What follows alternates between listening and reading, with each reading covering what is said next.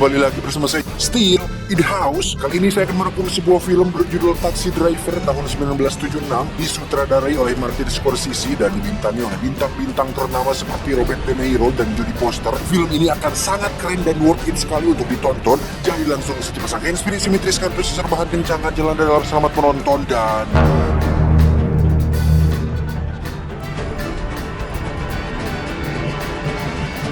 Kisah akan berfokus pada seorang veteran perang Vietnam bernama Travis Bickle. Ini orangnya. Saat ini Travis tinggal di kota New York dan bekerja sebagai seorang supir taksi. Namun rasa hampa dan kesendiriannya membuat Travis memiliki masalah dengan tidur yang biasa disebut dengan insomnia. Akhirnya Travis mengajukan diri untuk bekerja double shift siang dan malam, siap untuk ditempatkan di mana saja dan kapan saja, asalkan memiliki aktivitas untuk mengisi waktu luangnya.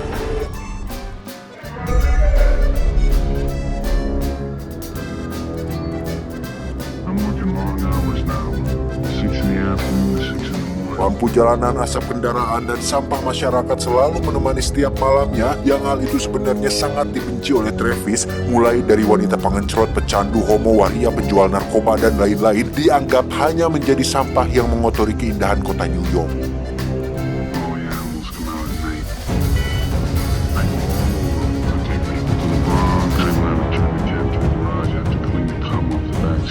Bekerja di malam hari membuat Travis seringkali mengalami kejadian yang tak terduga, salah satunya ketika gerombolan kulit hitam melempari mobilnya secara tidak puguh-puguh, namun Travis tidak memperdulikan hal itu. Bekerja selama 20 jam per hari ternyata tetap tidak bisa membuat Travis tidur nyenyak, sehingga dirinya pergi ke sebuah bioskop yang memutar film 18 tahun ke atas yang memang biasa dia kunjungi sebelumnya. Yang bioskop seperti itu adalah suatu hal yang lumrah untuk kalangan menengah ke bawah pada masa itu.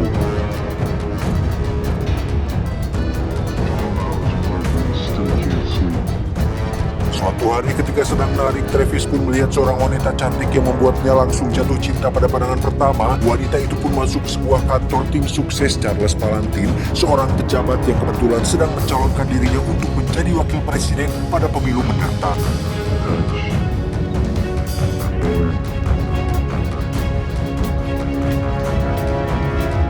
Wanita ini bernama Betsy, seorang karyawati yang tergabung dalam tim humas kampanye yang bertugas untuk membuat slogan-slogan yang berkaitan dengan program Charles Palantine. Keesokan harinya, Travis dengan pakaian rapinya pun nekat memasuki kantor tempat Betsy bekerja, mengaku ingin menjadi sukarelawan untuk mendukung Charles Palantine sebagai presiden, berharap hal ini bisa membuatnya menjadi dekat dengan Betsy. Dengan belak-belakan, Travis pun mengatakan bahwa Betsy adalah wanita cantik yang pernah ditemuinya seumur hidup, sehingga Betsy langsung tersipu malu dan mau diajak untuk nonton bareng oleh Travis. Dan alangkah polosnya Travis ketika Betsy diajak nonton film di bioskop yang biasa dia datangi, yakni bioskop yang menayangkan film 18 tahun ke atas. Ketika film diputar, awalnya semua nampak normal-normal saja, ada drama antagonis dan protagonis, tetapi ketika durasi sudah mulai memasuki adegan reproduksi, Betsy pun mulai merasa tidak nyaman ketika adegan tersebut mendominasi durasi film, bahkan lebih lama ketimbang adegan dramanya, yang alhasil Betsy pun segera keluar dari bioskop dengan raut wajah yang penuh kekehelan atau kekesalan. Travis sempat memberi pengertian bahwa film ini biasa-biasa saja baginya, yang memang sering ditonton oleh pasangan yang sedang bobogohan, tetapi karena Betsy berasal dari strata sosial yang berbeda, pemahamannya pun jelas berbeda, yang membuat Betsy pergi meninggalkan Travis saat itu juga.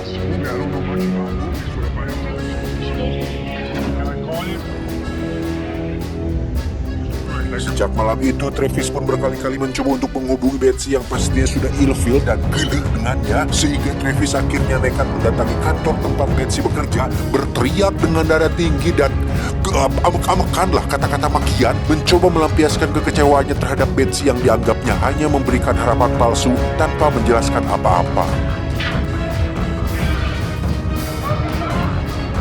Cerita malam pun boy. Ketika Travis sedang menarik, dia pun mendapat customer, seorang gadis muda di bawah umur bernama Iris. Ini parasnya, dia berteriak meminta untuk diselamatkan, tetapi tak lama muncullah seorang pria yang menariknya keluar, yang karena tidak tahu apa masalahnya, Travis pun memutuskan untuk tidak berbuat apa-apa.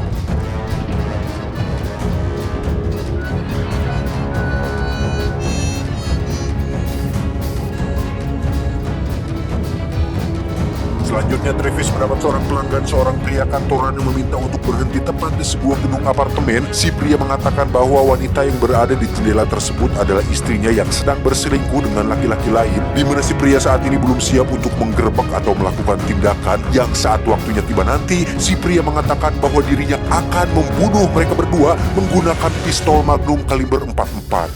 44 Magnum pistol. Kill him with that gun.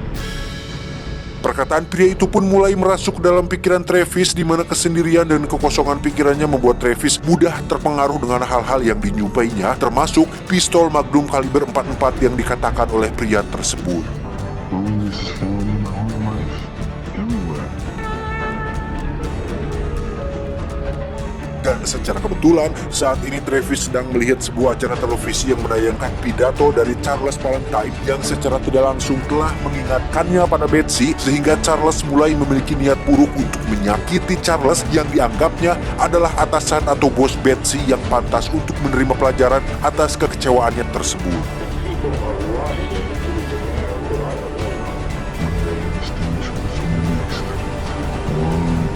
Berkat seorang kenalan sesama supir taksi, Travis pun menemui seorang penjual senjata ilegal. Di sana dia diperlihatkan beberapa senjata yang cukup keren, yang salah satunya adalah Magnum kaliber 44. Dengan uang yang dimilikinya hasil nyupir, Travis pun membeli 4 buah pistol yang berbeda dan berniat untuk menjadi sosok baru dengan mendobrak kehidupannya saat ini. Ada 2 rencana pilihan yang ingin dijalankan oleh Travis. Pertama, membunuh Charles Valentine. Kedua, melenyapkan sampah masyarakat yang mengotori pinggiran kota New York.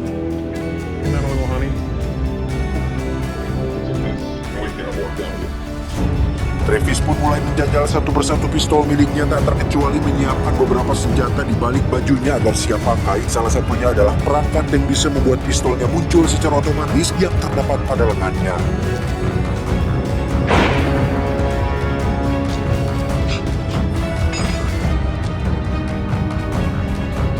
Tak hanya itu, Travis dengan sosok baru ini pun mulai rajin berolahraga dan mengurangi makanan-makanan tidak sehat, di mana hal ini adalah bentuk perubahannya secara drastis untuk mendobrak batas dan dirinya sendiri yang berbeda dari sebelumnya.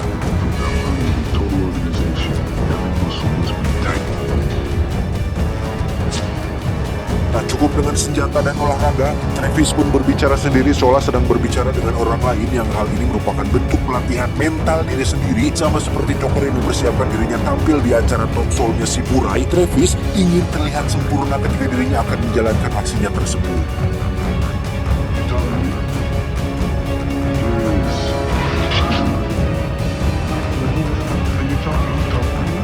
Suatu hari ketika diadakan kampanye terbuka, Travis pun hadir untuk menjalankan aksinya membunuh Charles Valentine. Namun karena banyak sekali penjagaan yang tentu saja tidak akan bisa semudah itu membunuh seorang pejabat negara, Travis pun memilih untuk pergi dan gagal menjalankan aksinya pada hari itu.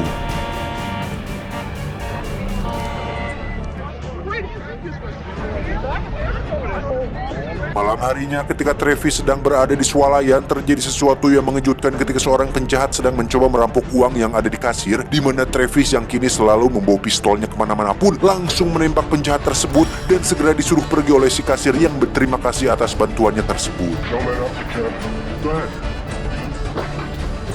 Hari-hari pun berlalu dengan Travis yang selalu teringat dengan Betsy ketika melihat Charles Valentine. Juga dengan kesendirian yang terus membunuhnya membuat Travis semakin dirundung rasa hampa dan tertekan, di mana dia akhirnya memutuskan untuk mencari gadis muda yang ditemuinya pada malam lalu, yakni si Iris yang sempat meminta tolong dari seorang pria yang menariknya keluar dari dalam mobil. Ternyata Iris adalah seorang wanita pengencirit yang bekerja kepada seorang mucikari bernama Sporty. Ini bebenguknya. Setelah tidak berhasil membunuh Charles, Travis akhirnya beralih ke tujuan keduanya, yakni melenyapkan sampah-sampah masyarakat yang ada di kota New York, dimulai dengan membantu Iris keluar dari lingkaran hitam alias dunia prostitusi yang digelutinya selama ini. $15, 15 minutes, $25 an hour.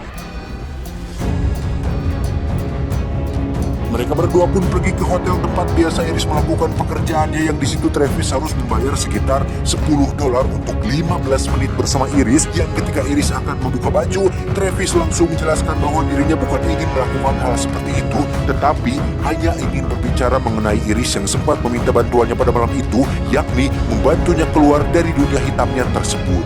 Tried to get into your cab one night. Someone come and take me away. Oh, what, can I see you again? Keesokan harinya mereka berdua pun bertemu kembali sesuai janji kemarin. Di sana Travis kembali menjelaskan tentang maksud dan tujuannya, yang pada intinya Travis ingin agar Iris keluar dari pekerjaannya dan dia akan memberikan semua uangnya untuk bekal Iris bisa memiliki kehidupan baru. Sempat ditanya apakah Travis tidak sayang dengan Artosnya. Travis pun menjawab bahwa dirinya bingung menggunakan uangnya selama ini, sehingga dengan diberikannya kepada Iris semua uangnya tersebut, Travis berharap bahwa Acis itu akan lebih berguna jika Iris yang menggunakannya. Tetapi sebelum memberikan uangnya, Iris diminta untuk keluar dari pekerjaannya terlebih dahulu, sementara Travis akan pergi sementara waktu untuk menyelesaikan beberapa urusannya. Faktanya, tawaran Travis ternyata tidak membuat Iris berubah pikiran. Sempat berubah pikiran, namun karena selain Travis adalah orang asing yang baru dikenalnya, Sporty sang mucikari pun berhasil merayu Iris seperti yang biasa dilakukan selama ini, sehingga Iris memutuskan untuk tidak jadi keluar dan tetap pada profesinya tersebut. Kembali ke Travis yang semakin lama semakin kuat keinginannya untuk menjadi seorang pahlawan, di mana kali ini Travis benar-benar sudah panjang akan mengambil resiko tinggi dengan siap mati jika terjadi sesuatu hal yang tidak diinginkan, yang hal itu dibuktikan dengan memasukkan semua uangnya ke dalam amplop yang akan diberikan kepada Iris sebagai bekal hidupnya barunya nyantap. Balelol sih, yang nanti akan diberikan kepada Iris sebagai bekal hidup barunya nanti. My whole life is pointed in one direction. I see that now. Dengan gaya rambut mohawk sebagai bentuk pemberontakan, Travis pun kembali menghadiri kampanye terbuka yang diselenggarakan oleh Charles. Namun untuk kedua kalinya Travis harus gagal karena acara tersebut dipenuhi oleh para penjaga dan intel yang melindungi Charles dari setiap ancaman yang akan terjadi.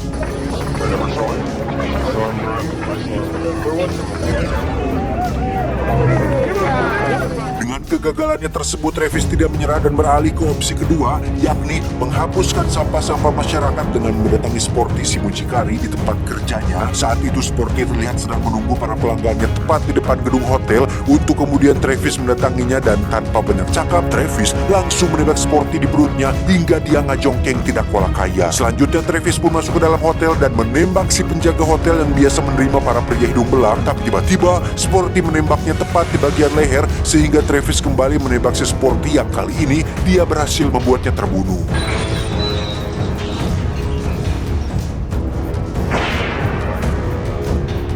Tak cukup sampai situ, ketika Travis akan masuk ke kamar Iris, muncullah seorang pelanggan yang merupakan anggota gangster. Lantas ditembaklah Travis di bagian yang cukup vital, namun dengan pistol bervariatif yang dibawanya, Travis berhasil membunuh anggota gangster tersebut, masuk ke dalam kamar Iris dan duduk dengan banjir darah sebelum akhirnya polisi datang dan mengamankan tempat tersebut.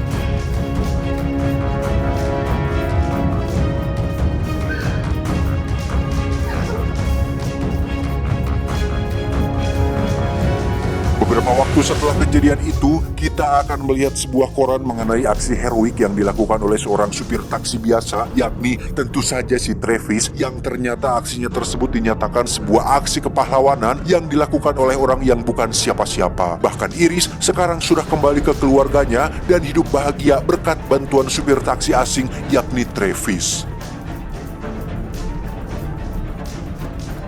Dan Anda akan sedikit dibuat terkejut saat mengetahui bahwa Travis ternyata masih hidup dan kembali bekerja sebagai seorang supir taksi. Bekas luka tembakan yang ada pada lehernya menandakan bahwa Travis berhasil selamat dan pelurunya tidak sampai tertembak ke dalam, hanya menyerempet dan menembus sedikit dari kulit lehernya.